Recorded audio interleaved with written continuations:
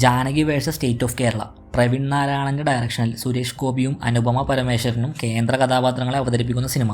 ഇതൊരു legal drama ജോണറിലുള്ള ഒരു ഫിലിമാണ്. സെൻസർ ബോർഡുമായിട്ടുള്ള സിനിമയുടെ ഇഷ്യൂസ് നിങ്ങൾ അറിഞ്ഞിരിക്കുമല്ലോ.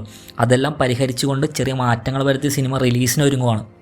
സെൻസർ ബോർഡ് ആദ്യം ഈ സിനിമയെ തടയാൻ ശ്രമിച്ചത് ഈ സിനിമയിലെ നായികയുടെ പേര് ജാനകി ആയതും ആ പേര് ഹിന്ദു ഐതിഹ്യപ്രകാരം സീതാദേവിയുമായി ബന്ധപ്പെട്ട പേരായതുകൊണ്ടുമാണ്. സെൻസർ ബോർഡ് ആദ്യം തന്നെ 96 കട്ടുകളാണ് ആവശ്യപ്പെട്ടത്.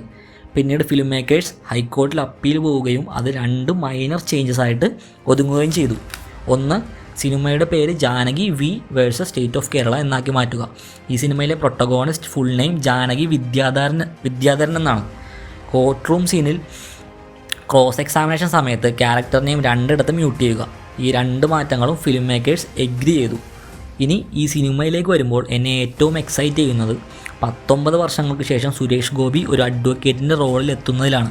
2006 ഷാജി കൈലാസ് ഡയറക്ഷനിൽ ചിന്താമണി കൊലക്കേസിലാണ് അദ്ദേഹം ഇതിനു മുന്നേ അഡ്വക്കേറ്റായിട്ട് വന്നിട്ടുള്ളത്. നിവിൻ പോളിയുടെ പ്രേമം എന്ന സൂപ്പർ ഹിറ്റ് മലയാളം ഫിലിമിൽ നായികയായി എത്തി. പിന്നീട് തമിഴിലും തെലുങ്കിലും എസ്റ്റാബ്ലിഷ് ആയതിനു ശേഷം വീണ്ടും മലയാളം ഇൻഡസ്ട്രിയിലേക്ക് തിരിച്ചു വരികയാണ് അനുപമ പരമേശ്വരൻ ഈ ഫിലിമിൻ്റെ ടൈറ്റിൽ റോളിൽ. സോ ഈ സിനിമ റിലീസിന് ഒരുങ്ങുവാണ്. സോ അവരുടെ ഒഫീഷ്യൽ അനൗൺസ്മെൻറ്റ് വന്നിട്ടുണ്ട്. ഈ ജൂലൈ 17 ഫിലിം റിലീസ് ആവുകയാണ്. So let's wait. Okay, by.